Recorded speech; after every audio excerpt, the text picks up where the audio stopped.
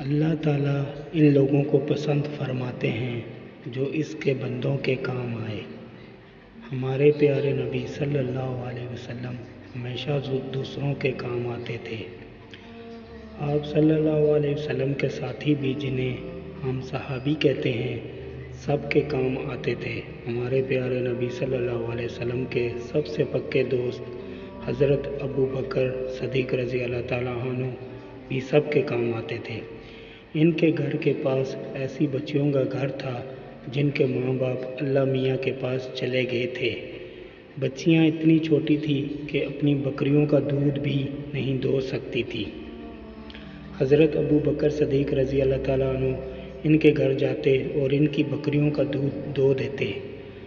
جب ہمارے پیارے نبی صلی اللہ علیہ وسلم کو اللہ کو پیارے ہوئے تو سب لوگوں نے حضرت ابو بکر صدیق رضی اللہ تعالیٰ عنہ ہی کو آپ صلی اللہ علیہ وسلم کی جگہ اپنا حاکم یعنی خلیفہ بنایا۔ جب ان بچیوں کو پتہ چلا کہ حضرت ابو بکر صدیق رضی اللہ تعالیٰ عنہ خلیفہ بن گئے ہیں تو وہ فکر میں پڑ گئے۔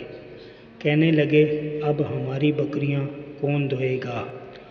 حضرت ابو بکر صدیق رضی اللہ تعالیٰ عنہ کو پتہ چلا تو آپ رضی اللہ تعالیٰ عنہ نے فرمایا میں خلیفہ ہو گیا ہوں تو کیا ہوا، میں پہلے کی طرح تمہاری بکریاں دھویا کروں گا۔ بچیاں یہ سن کر خوش ہو گئیں۔ مدینے میں ایک اندھا آدمی رہتا تھا، اس کے لیے اپنا کام کرنا مشکل ہوتا تھا۔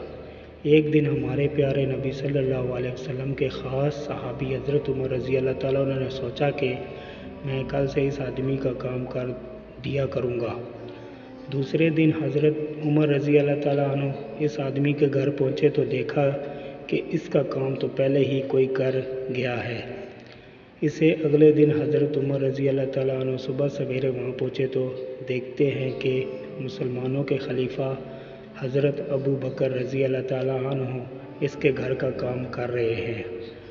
ایسے ہی کاموں کی وجہ سے اللہ تعالیٰ صحابہ رضی اللہ تعالیٰ عنہ سے خوش تھے اور اللہ رب العزت نے انہیں عزت دی تھی۔